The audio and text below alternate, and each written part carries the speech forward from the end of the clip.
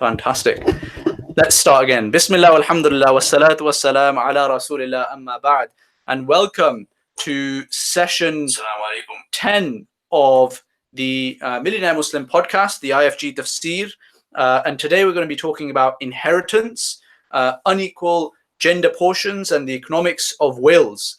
And this is a pretty dry topic. I mean, there's always a joke that people tell where they say, the person who's reading the Quran, it doesn't really know what they're reading when they start crying when they read the ayahs about the wills. So there's these really long, quite technical ayahs about who inherits what, and then sometimes people who don't understand the Arabic, they might choose a moment to get emotional, but it seems a bit odd because it's quite a dry topic. But inshallah, it's actually quite an important topic, and it's said that this is the first kind of knowledge that will actually die out in the religion, and it's this kind of knowledge that often we don't really talk about, and because of that, it naturally is going to die out. So before we launch into it, I thought I would start with a story, and I know Mohsin, you've got some stuff as well that you'd like to share from your end on topical things actually that are relevant to our discussion today.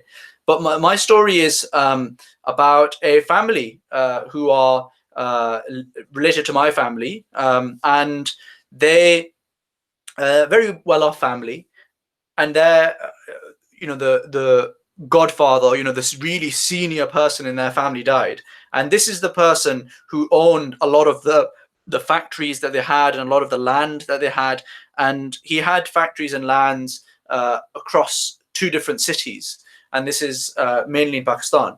And because he hadn't really been very clear with his will, and he hadn't really specified who owns what and what's going on, there was a real falling out within the family. And these are really rich people, and it's potentially harmful for their business, where they've got 2 different branches of their factory that supplies major contracts across this country. And because they can't sort out their will, it meant that they've always been slightly handicapped because of that, and their growth has been restricted because of that.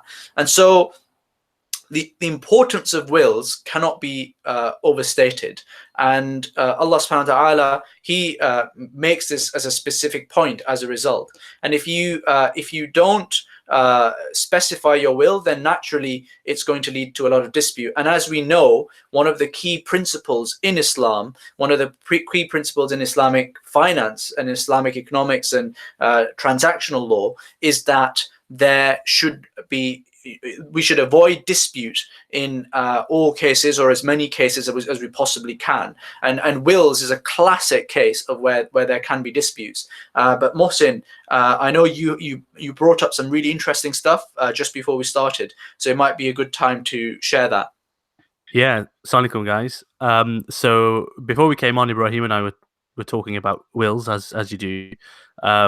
But that's a really good point you made, Ibrahim, about the story in Pakistan, because I know that I've heard countless stories of stuff in India, and it might be as a result of the fact that it is a generalization, but people are generally a bit less educated in the subcontinent, and they probably don't see a need to be as specific as they need to be.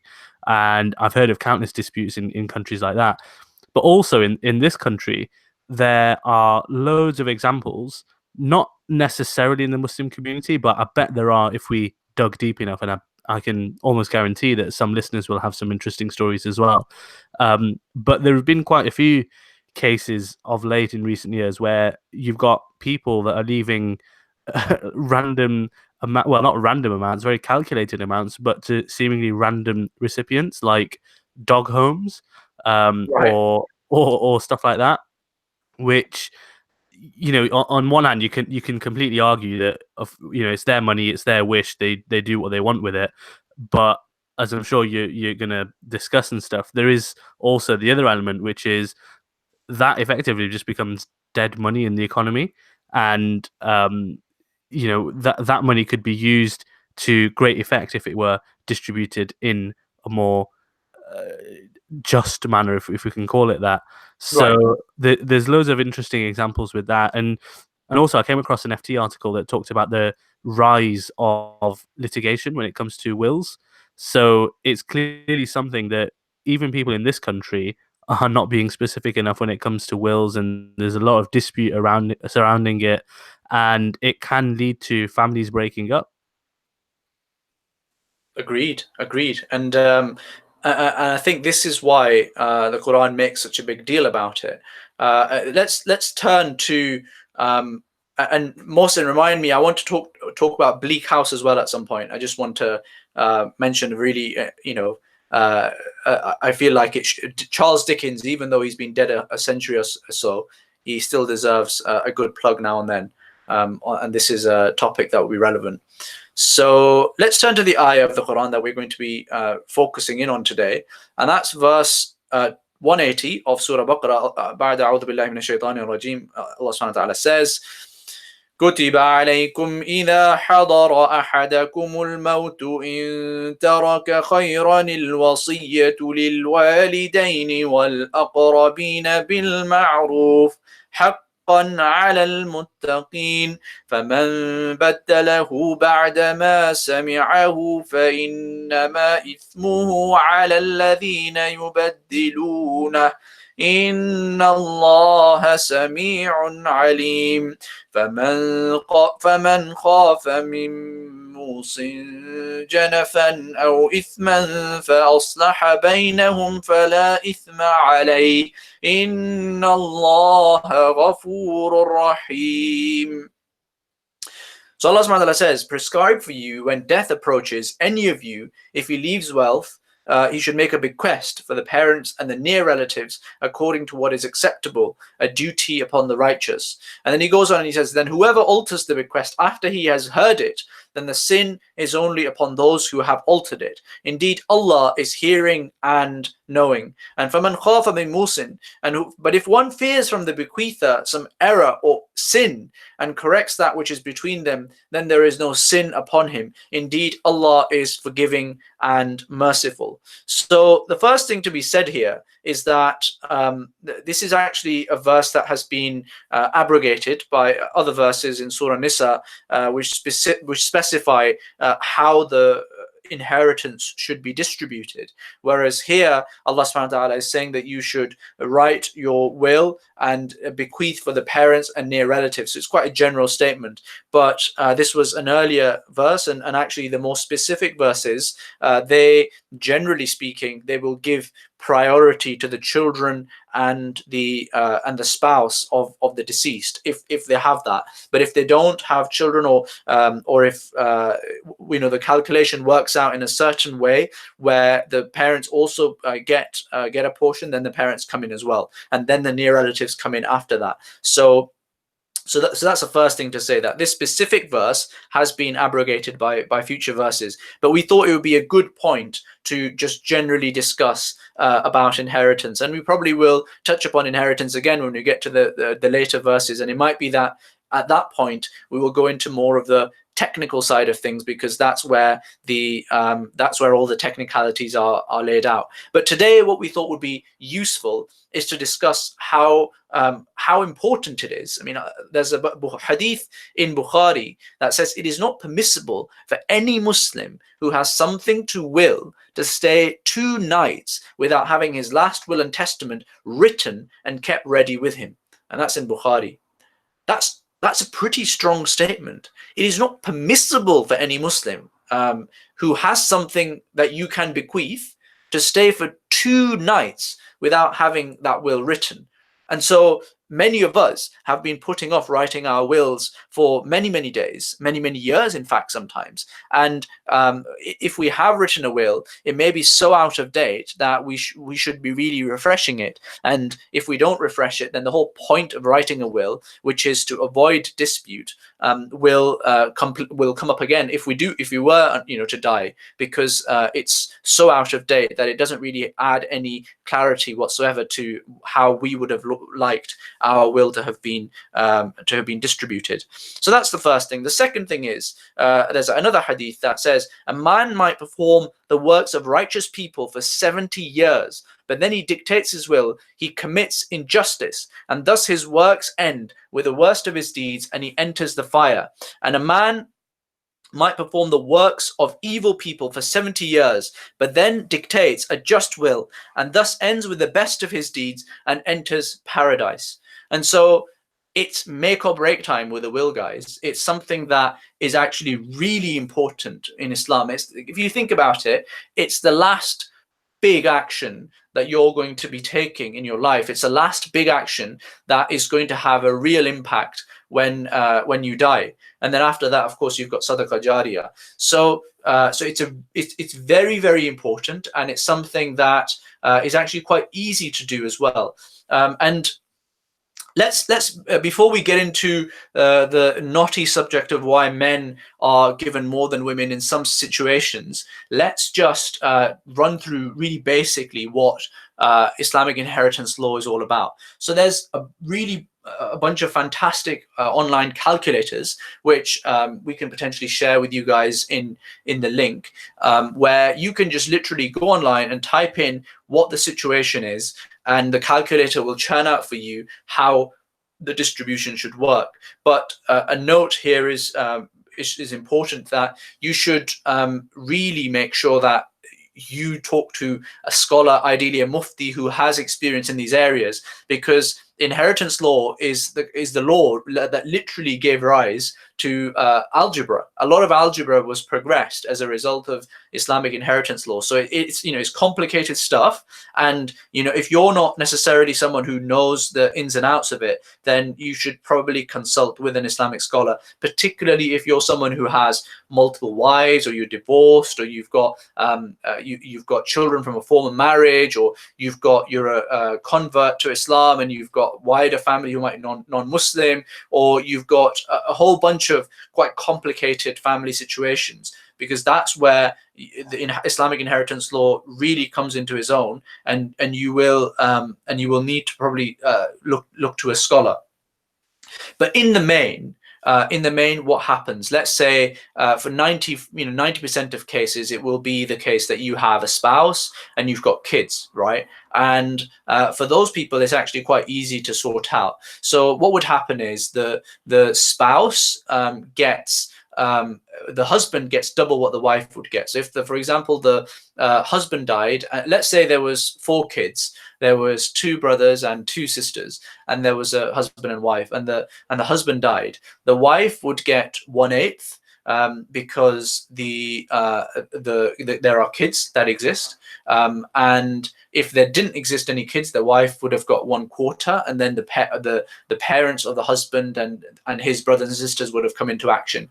Whereas here, because there are kids, the wife gets 1/8, and then the rest of it, the 7/8, gets split up between the brothers and the sisters, or between the sons and the daughters of the husband, in portions such that the sons get twice as much as the daughters. So the 7/8 in this case, what you would do is you take you'd allocate 2 portions to the sons and 1 portion to the daughters. So in total, you have 2 sons, so you've got 4 son portions and 2 daughter portions. So you've got 6 portions to allocate out, but you've only got 7/8 of the inheritance to do it. So you have to do a bit of maths, and it's fairly simple maths. So you basically work out what 1/6 of 7/8 is. So it's 7/8 times by 1/6, and then you times it times the numerator by whatever the upstairs should be. And by this point, I'm sure that I've lost 90% of people, because I'm trying to explain a complicated math problem using just audio. But trust me, that the key principles here are the husband gets double the wife, and if there are kids, then you have to reduce that portion by half, and the son gets double the daughters, and the parents usually get the same each. But the mum can, in some situations, get double as well, according to certain interpretations of the verses as well. So those are the basics of inheritance law. And I want to talk about a few things before we end here, before we end today. The first is why men get more than women in some cases within Islamic law, and the second is that I just want to touch upon what it means about this error stuff. So in the verses, if you recall, one of the verses says that you can, if you fear then that someone has, the bequeather had made some error and corrects that which is between them, then there's no sin upon him. What does that mean? Does that mean you can just change what the person who's died wrote and just do whatever you like? How does that work? And then the final thing I want to touch upon is the practicalities and the things that we should be careful about right now from an English law perspective, and how do we actually go about making a will, practically speaking. So let's look at the first thing. The first thing is why should men get more than women? So there are a bunch of reasons why Islam has the Islamic inheritance system the way that it does. The first and very foremost thing to say is that Islam is the first religion that actually gave women the inheritance, and so actually it protected the share that women should get. And no other religion and previous civilizations did not really have this concept, or where they did have this concept, it was extremely patchy. It did not really protect the rights of women. So actually Islam was the first religion that protected women's rights, and that's a different way of looking at things.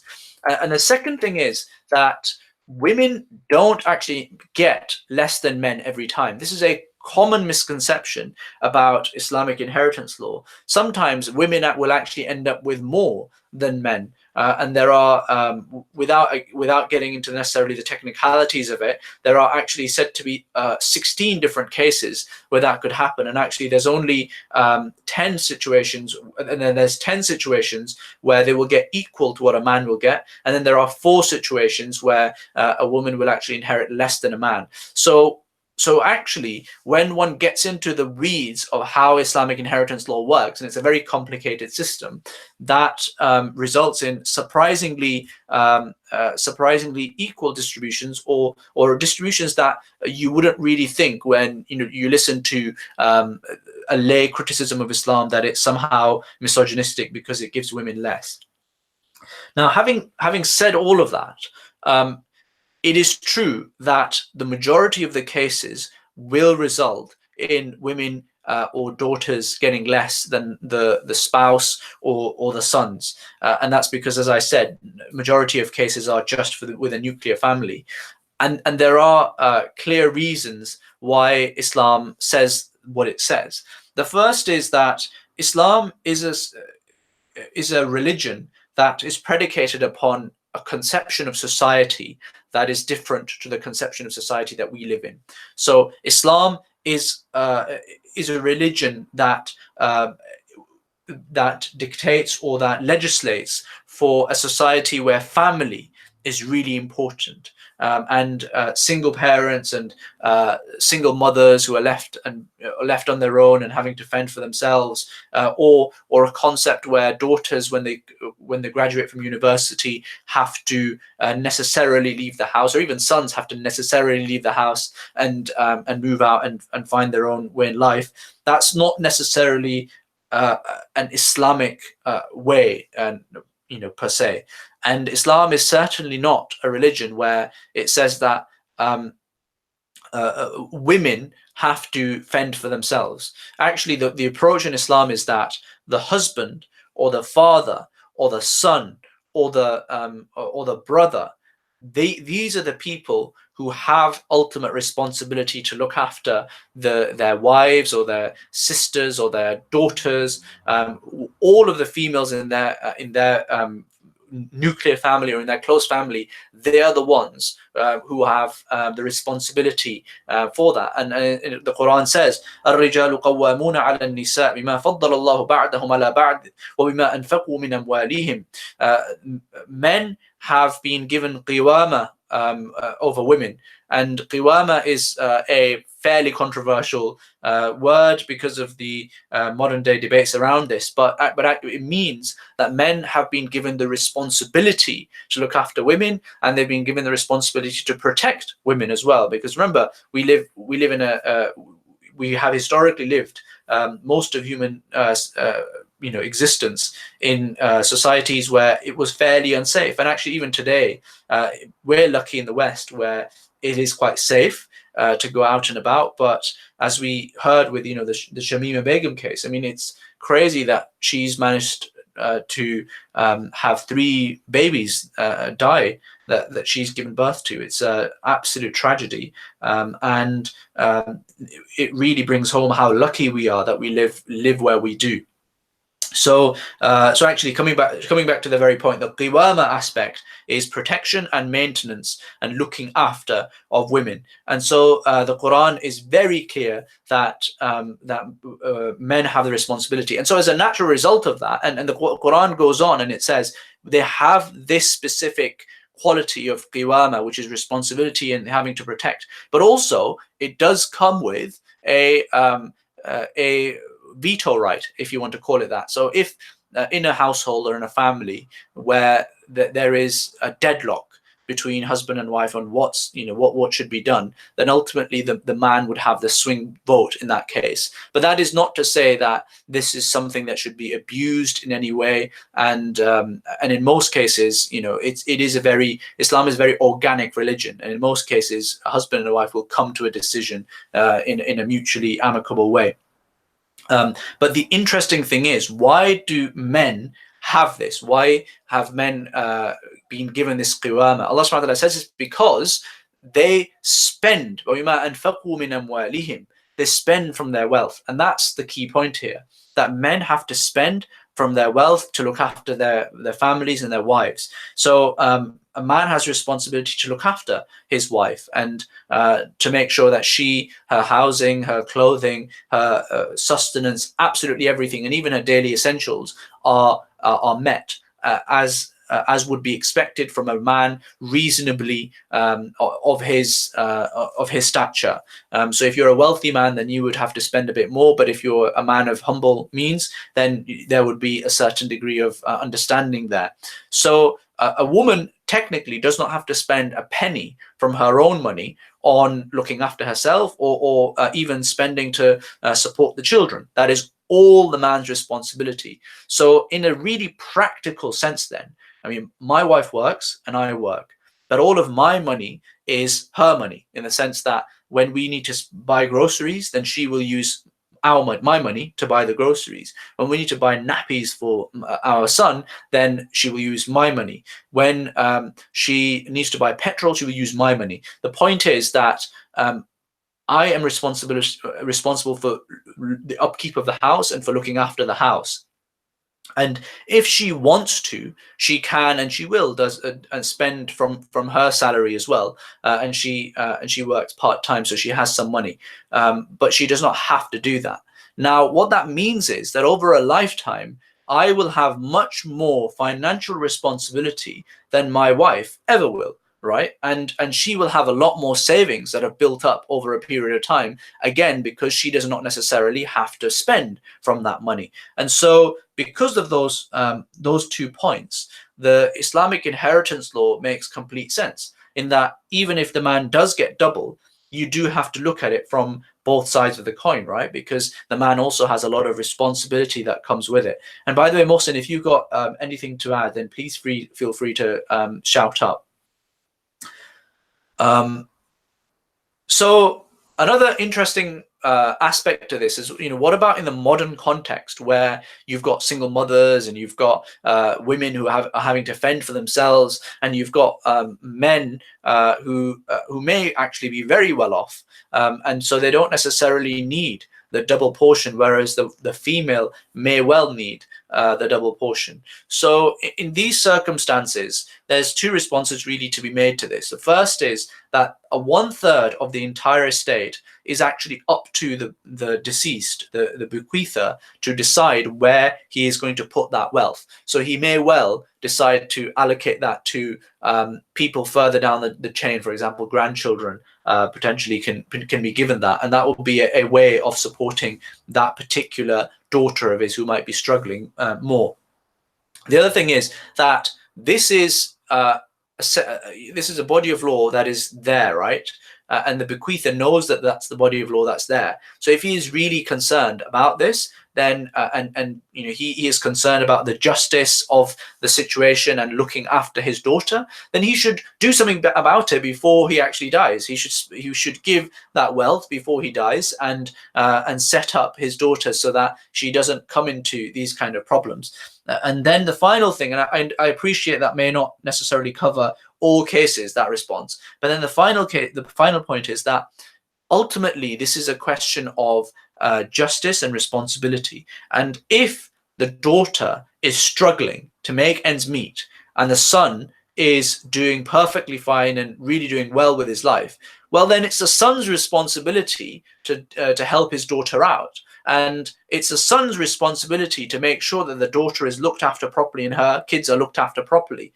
And if the son does not do that, then that is a dereliction of his duty. But that in itself cannot be used to criticize Islamic law, because Islamic law is not designed to deal with all kinds of people who are going to break Islamic law, frankly. I mean, Islamic law does not say you should abandon your duties to your kith and kin. That's the exact opposite of what the Sharia says. So we must remember that Islamic law has various different ways of trying to help those who are suffering or struggling in society. But if people don't uphold those values, then that is not in itself any reason to misunderstand or attack or undermine Islam itself.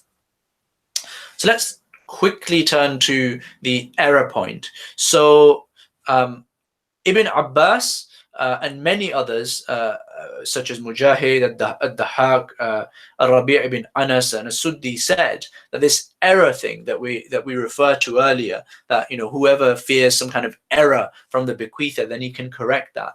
Well, what that means is that if from a really purely technical perspective, like someone forgot to list an asset that they had, but it clearly is his asset, or someone didn't properly follow Islamic law in allocating his wealth between the spouse or the daughter and the husband and the kids and whoever, then that is something that can be corrected. And that's not something that's subjective, that's very objective. Like the qadi, or the person who's responsible to the executor of the will, who's responsible for distributing out everything, then they will be able to look to a very objective standard of Islamic inheritance law and say, well, is this will in accordance with that? If it is not, then that's something that they could correct. So this is not something that's subjective, and that doesn't mean that once the will has been written, you can go back and change things and decide, oh, actually, what, I think I want to give some money to the Battersea Dogs Home, and the bequeather, even though he's not left any money there, that's where we're going to change things. Then the final thing, and this is really the practicalities, and again, Mohsin, this is very much in the legal domain. So if you remember anything from your times from the LPC that might be useful, then feel free to shout up. The practicalities of writing a will are fairly simple in English law, and I can only really speak for English law because I'm not too sure of how it's generally done across the world, but really basically put, even across the world, it will be a case of making sure that you've got some kind of witnesses and you've written it down, and it's something that is very clearly from you, and you intended it as a will, and it's something that has been witnessed by the people who can vouch for that, and then hopefully it should be fine. But specifically within English law, you need to have you need to do it by way of a deed, something called the deed. So you need to have two witnesses who have actually witnessed you signing this thing. It needs to be there's actually a really great free template online. If you go on if you search for First Ethical template, then Will's template, then you'll find it, and we'll share some links to that as well. And it really is very, very simple, because you can just follow this cookie cutter approach where it lists out, how many assets you have, and who your kids are going to be looked after by, for example, when you die, and how you would like your 1/3 amount that you can decide where it's going to be spent, how you like that to be spent. Or if you don't have any ideas, then that can all be rolled up into the main inheritance as well. So yeah, you need to have two people witness it. It needs to say that it's a deed on its face, and it needs to be delivered by it needs to be delivered as a deed, and it needs to be kept very safe. And ideally, you might even want to give it to a solicitor to keep in safekeeping for you, and then you should update it from time to time. But each time you do update it, then you'll need to obviously get it re-witnessed as well. And the witnesses can't be members of your family. They can't be people that are going to be inheriting from you. They can't be related to members of your family who are going to be inheriting from you. They need to be fairly distant people. It could be friends, for example, people who are going to be executing the estate, i.e. managing the money when you pass away, so that everyone gets the right allocations. They need to be asked permission of, ideally, because if you're going to trust them to do that, they should be aware that you have given them that responsibility. And of course, the people who are going to look after your kids, you should ask them as well if they're happy to do that. Otherwise, that might come as a bit of a shock to them, and you don't want to leave that kind of thing up to chance. So those are the kind of really practical things that you should do, because if you don't do this, actually, this is a really important point from a UK perspective. If you don't do this, then your inheritance will be distributed according to English law. And English law is very different to how Islamic law does it. And actually, English law has this approach where the majority of the money will actually go to the spouse, and it rarely, if ever, looks to the wider family. And Islamic law has always tended towards trying to distribute the wealth as much as possible amongst the family. And so there's, to some extent, a justice element and a fairness element and a distribution of wealth angle to all of this as well. But you will not be able to do that if you don't write a will, because the standard here, if in the absence of a will be the English legal system, and so your inheritance will be completely according to the English legal system. And if you don't have any kith and kin in this country, then in the worst case scenario, you will actually lose all of your money, and it will go to the crown, i.e. the government will get it, and they will be your sole inheritors. So that's why it's really crucial to get your will in order, because you don't want to die and then it's actually because you've not left a will that you end up having to distribute your wealth in an Islamic way, and that's your final kind of act on this world at a time, frankly, when you need to be acting in as Islamic a way as you possibly can. So that's a kind of a whistle-stop tour of wills. Mohsin, I don't know if you have anything to add. Yeah, a question actually for you. So you talked before about the practicalities, and at the top of the audio, you were saying that it's actually not that difficult, provided that you are fairly conventional in your in the setup that you've got. I.e., if you're somebody like us, married and you've got kids and not much kind of international, or you've not got multiple wives or whatever. A question for me would be that you have these outfits that Mohsin, does your wife know about your other wife? Well, not to be mentioned publicly. All right.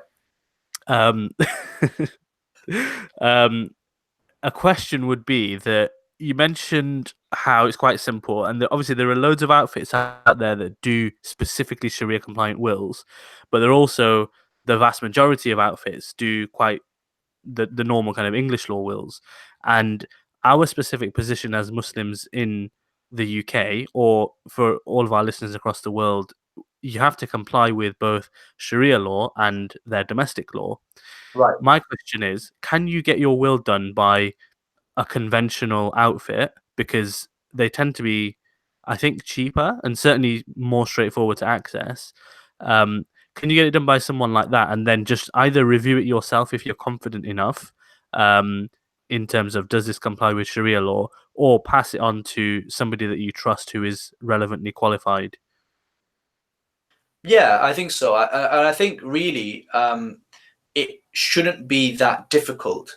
I know the first ethical approach to the will is that my inheritance will be distributed in accordance with Islamic law, and it leaves it as that rather than specifying who gets what, etc., etc.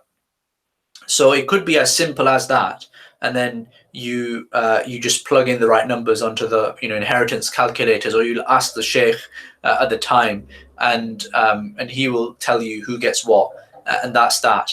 But but particularly for people who've got larger estates, i.e., estates, I think it's over 325,000, I want to say, or if you're a couple over 650,000, if you're really well off, then you should definitely get a bespoke will made because of tax reasons, to make sure that you're planning it correctly. And I don't think there's any reason why you can't use someone who's not a Muslim, and then make sure that as long as the formalities are met, as long as your 2/3 of your will is being distributed according to Islamic law, i.e., the right people are getting the right amounts, then yeah, I don't think there should be a problem. Yeah, I mean, that's quite interesting that you mentioned about the first ethical approach, and it literally just says my will be done according to Islamic law. I'm not sure if that's been tested legally, um, and frankly, I wouldn't want to play around with my will, as you mentioned earlier. Yeah. And I almost think that the safer approach is to write out a will properly with legal advice, and as long as you're happy that that written out will is compliant with Sharia law, then that's probably the better approach. And I know that there are someone that you were at university with, right, that has the website. Was it Fairwill? Yeah, although they don't necessarily do Sharia compliant wills. Yeah. I And there, think I wills are people that I know who do Islamic wills. yeah, and there are a bunch of outfits. And to be honest, you could just go to your local solicitor or someone you trust or whatever.